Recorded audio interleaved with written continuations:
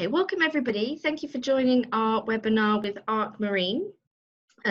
We are really excited to have Tom and James, the founders of Arc Marine, join us today. Tom comes with a background in business and marketing from Bristol University and extensive research experience in accelerated natural reef growth systems.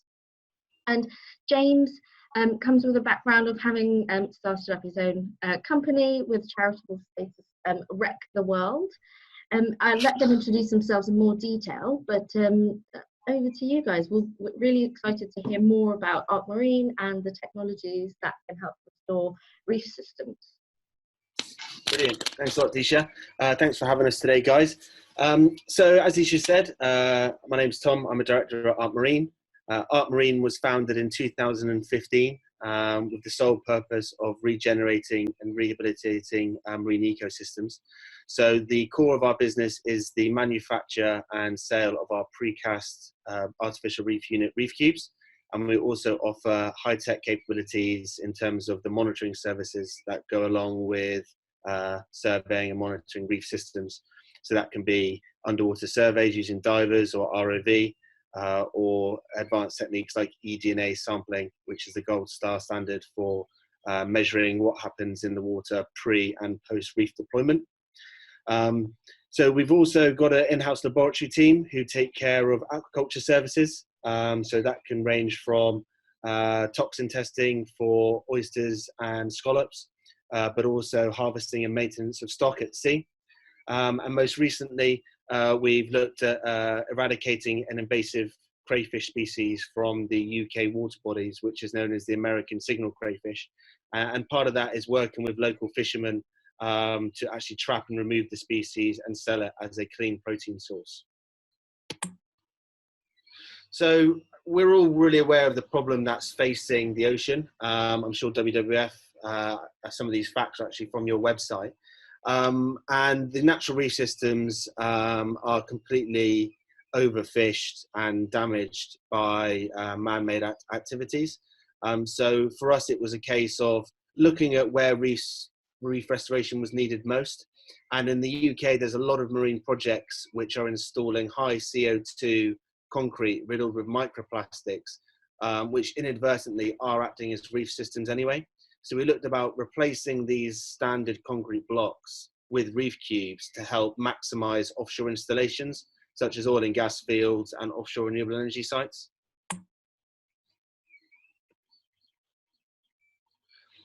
So looking at the reef cubes unit, as you can see, it's a patented artificial reef unit, and we're looking to combine this as a scour and habitat enhancement around offshore installations. These are available in reef cubes, similar to that of a rock dump, reef mats, similar to a concrete mattress, and reef bags in replacement of reef bags.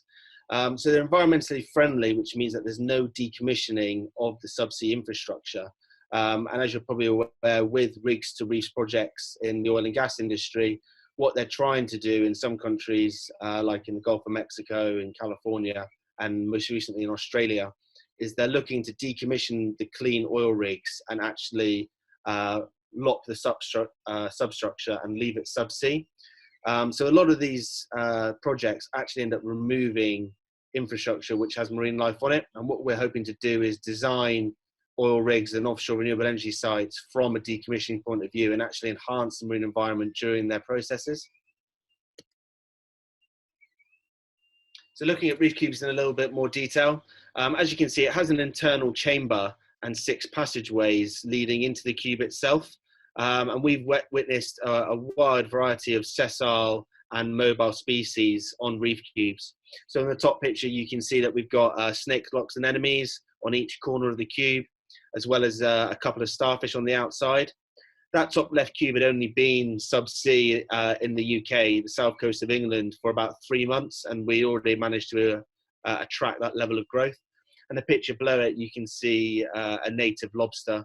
And we've seen a number of native lobsters, edible crabs, spider crabs, cuttlefish, dogfish, shark eggs, all around reef cubes using the actual structure themselves.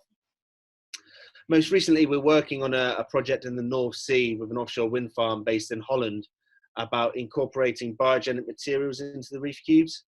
So we'll be using oyster shell to actually increase the settlement of oysters onto the outside of the cubes. So I'll probably skip through this slide a little bit because we're mainly focusing on the marine sector. And in particular, what we're sort of interested in and see reef cubes being used for is in Fiji. But this is a little bit more background information for the climate and energy group, which basically shows that reef cubes could replace standard rock bags from mats, geotextile mattresses, and rock dumping. But the exciting bit for us, and the main reason why we wanted to get in touch with WWF, was for the fisheries and fishery management division, as well as mangrove restoration. So as I said, Ark Marine do have a history in aquaculture and fisheries. And one thing that we see reef cubes being used for, and what we're currently trialing for, is for multi-trophic aquaculture. So that's where, if you currently have, in the picture shown on the left, a mussel farm or a scallop farm in the mid-water column, on the subsea, you'll have reef cubes on the seabed. And what you then got is a multi-trophic ecosystem where the waste and the feed from the mid-water column feeds the reef at the bottom and also attracts mobile species to the area, which can then be harvested. And that therefore increases the yield of that site for the site owner, but it also creates a healthier ecosystem for which everything to live in. It can also act as an anti-trawl deterrent for fishing boats, which aren't allowed to work in that area. And on the picture on the right, you can see us deploying some reef cubes in Torbay. And that was working with a local fisherman in which we actually deployed reef cubes, and he is himself now potting around the reef to take advantage of the shellfish that's being caught there. So this is a conceptual image that we made up for something that we'd like to see perhaps in Southeast Asia or in Fiji. And this would be a man-made reef system in a somewhat damaged or barren area of seabed. And what we see these reefs being able to do is to take pressures of local reef systems by acting as a FAD or a fish aggregation device. So we could have some reefs that are purposely fished for by local fishermen.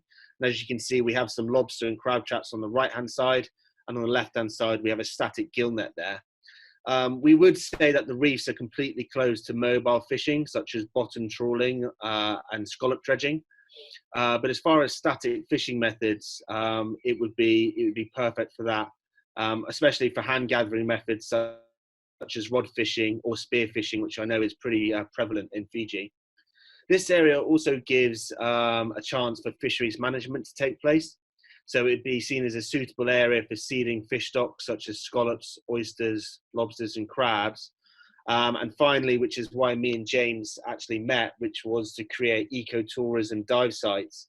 We could see this as being an alternative to fishing natural reefs, to diving natural reefs, in which tourists could dive a man-made dive site and take part in coral planting programs. We have tried to transplant hard corals to reef cubes, which have been successful in laboratory studies. And we're looking to take a coral propagation program open into the wild, hopefully next year. So touching again on fisheries management, one of the main ethoses of Ark Marine is to prevent damaging fishing practices. So we designed reef cubes to be able to act as an anti-trawl device and to protect the seabed from illegal damaging fishing practices, as you can see in this picture. And what we've also discovered when speaking to local fisheries divisions in the UK is that there isn't a physical border protecting marine protected areas. So often they have to rely on either satellite imagery or actually having a fisheries patrol boat out on the site. And even then, it can be quite hard to determine exactly when their nets were down and if they infringed in the area. So reef cubes act as actually a physical barrier and a borderline between a marine protected area and the open seas. And the good thing about reef cubes compared to fisheries patrol boats or satellites is that it works as a sleeping policeman. So that is that it works 24 hours a day, 7 days a week, on Christmas Day, at 2 o'clock in the morning, on bank holidays, whenever it is. The seabed structure is always there, so it's also always acting as a deterrent. And finally, the additives that we use in our concrete mixture are completely eco-friendly and have got an estimated lifespan of about 500 years. So in terms of remote islands or areas with limited budget, it's a really good solution for effectively managing areas.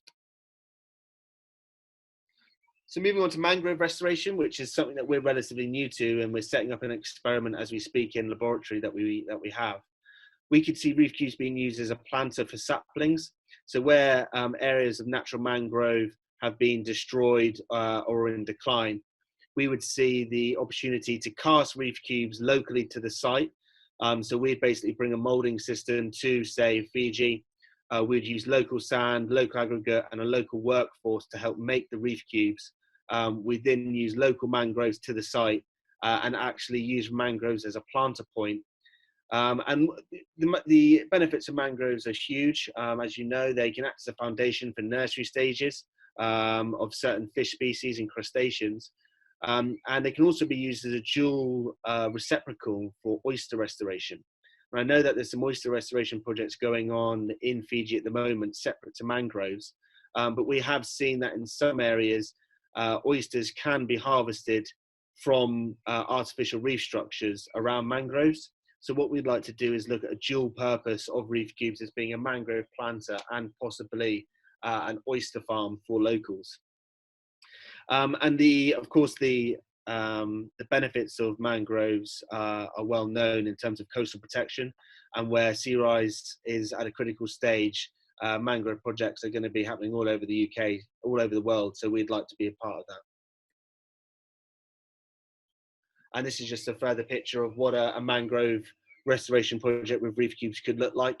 Again, this setting is taken in Fiji, but it could really be applied to anywhere in the world. We're speaking to people in Louisiana, in the States, about salt marshes. So it's just a conceptual drawing at the moment, but what we'd like to do is try and work with a local research body or a company in the area to find out what they would need. I can just show a short clip here now, which was a BBC article taken about Arc Marine.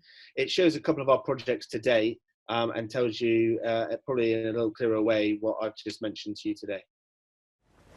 We're on our way to Thatcher Rock off the Torquay coast, where the team's conducting one of its regular surveys.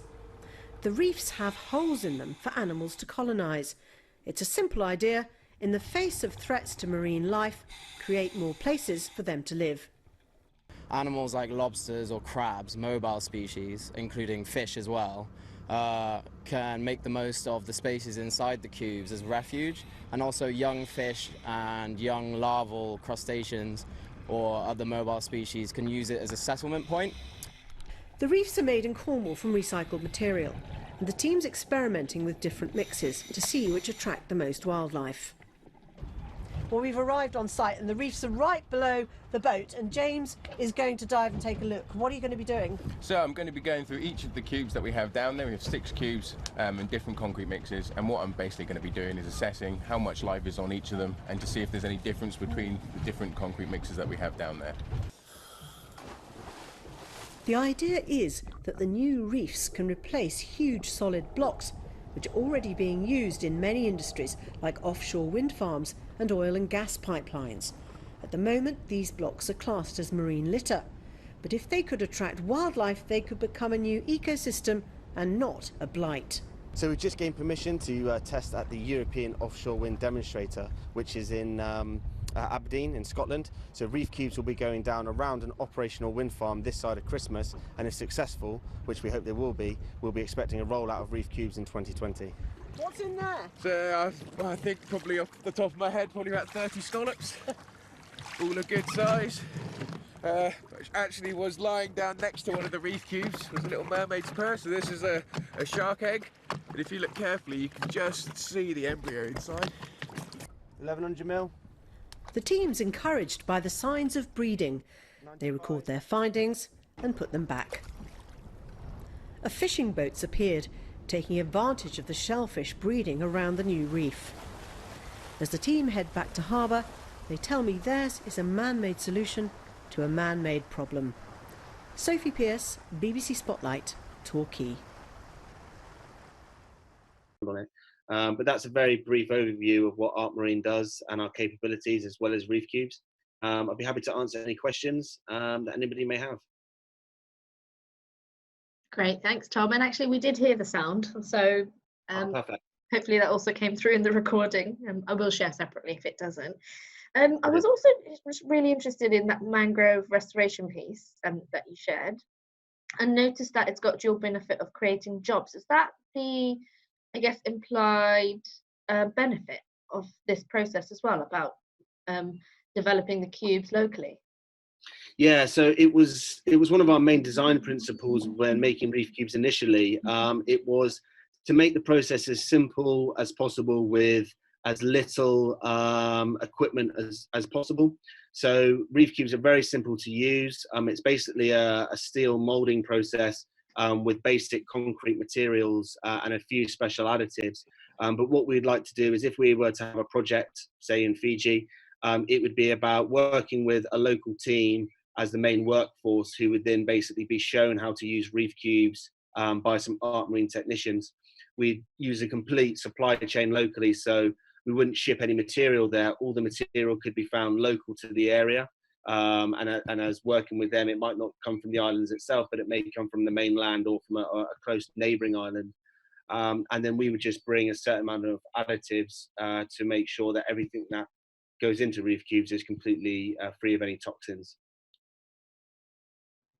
Great. And in the image that you provided, do you have a rough estimate or prediction of how long it might take to set something like that up?